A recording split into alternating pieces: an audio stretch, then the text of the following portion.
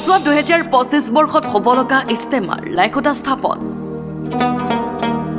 মধ্য অসমৰ কচুৱাত হ'বলৈ গৈ আছে বিশাল ইস্তেমা ইছলাম ধৰ্মৰ ব্যক্তিসকলে এই ভিডিঅ'টো শ্বেয়াৰ কৰি সম্পূৰ্ণ চাওক আগন্তুক 2025 বৰ্ষৰ 9, 10 আৰু 11 ফেব্ৰুৱাৰীত অনুষ্ঠিত হ'বলগীয়া ইস্তেমাখনৰ আজি লাইখুটা স্থাপন কৰা হয় ৰাজ্যৰ 9খনকৈ জিলা সামৰি অনুষ্ঠিত হ'ব এই ইস্তেমা কেইবালক্ষ ইছলাম ধৰ্মাৱলম্বী লোকসকলে অংশগ্ৰহণ কৰিব এই ইস্তেমাত আজি লাইখুটা স্থাপনৰ কাৰ্যসূচীত হাজাৰ হাজাৰ ইছলাম ধৰ্মাৱলম্বী লোকৰ লগতে মুফতি আব্দুল কৰিমৰ লগতে আলিম উলামাসকল উপস্থিত থাকে হয় পোনপ্ৰথমেতো আপোনালোক সংবাদ মাধ্যমক ধন্যবাদ আজি আমাৰ কচুৱাত যি ইস্তেমা হ'ব লগা আছিল অহা 2025 চনৰ ফেব্ৰুৱাৰী মাহৰ 9, 10 আৰু 11 তাৰিখে এই ইস্তেমাৰ লাইখুটা আজি পোতা হৈছে আৰু কামৰ সমাৰম্ভ হৈছে অহাকালিৰ পৰা পূৰ্ণগতিত আৰু দ্ৰুতগতিত কাম আৰম্ভ হ'ব এই ইস্তেমাৰ জৰিয়তে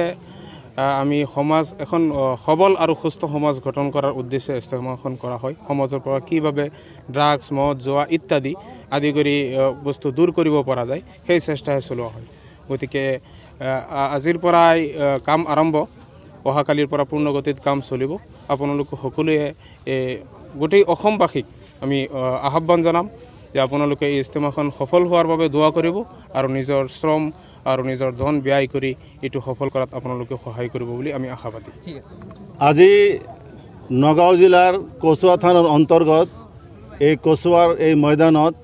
আজি আমি লাইখুটা বা আমাৰ ধৰ্মীয় বুনিয়াদ বুলি কয় আমি বুনিয়াদ স্থাপন কৰিছোঁ এই ইস্তেমাৰ মূল উদ্দেশ্যটো হ'ল সমাজ সংস্কাৰ কৰা এই সমাজত দেশ বিৰোধী যিমান কাৰুকাৰ্য আছে যেনে জুৱা মদ ভাং ড্ৰাগছ ইত্যাদি নিৰ্যাতন অপৰৰ হক নষ্ট কৰা এইবিলাক যাতে আমি বন্ধ কৰিব পাৰোঁ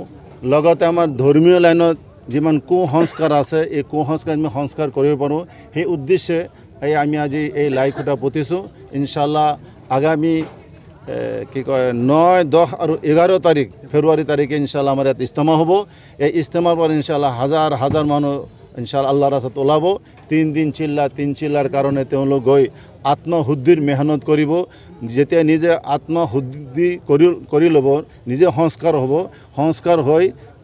গাঁৱৰ বেলেগ মানুহক সংস্কাৰ কৰিব পাৰিব সেই উদ্দেশ্যে আজি প্ৰায় হাজাৰ হাজাৰ মানুহ আজি ইয়াত আহিছে আমি ভাবিছিলোঁ যে 200-300 মানুহ আহিব এই লাইখুটি পতাত দেখা গ'ল কেইবা হাজাৰো মানুহ আহি গৈছে গতিকে আমি আশা কৰিব পাৰোঁ যে অহা ইস্তেমাত ইনশাআল্লাহ লাখ লাখ মানুহ হ'ব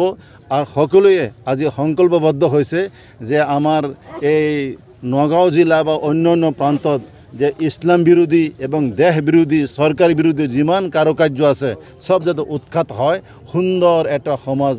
গঢ় লয় সেই নিমিত্তে আজি বহুত মানুহ আহিছে সকলোৱে সংকল্পবদ্ধ হৈছে যে আমি একটা সুস্থ সবল একটা সমাজ গঢ়ি তুলিম তাৰ নিমিত্তে দোয়া হৈছে এইখিনি আপোনালোকে মিডিয়াৰ যোগেদি গোটেই অসমবাসীক আমি বাৰ্তা আমি বিলাবলৈ সুখী হৈছোঁ যে সবে আমাক শ্বেয়াৰ কৰক আমাক সহযোগ কৰক আমি যাতে গোটেই অসমবাসী একলগ হৈ আমি এটা সুন্দৰ ড্ৰাগছ আৰু মদ আৰু ভাং ইত্যাদি দুৰ্নীতিমুক্ত এটা সমাজ গঢ়িব পাৰোঁ কচুৱাৰ পৰা মাইনুল হকৰ ৰিপৰ্ট দৈনিক খবৰ দেখো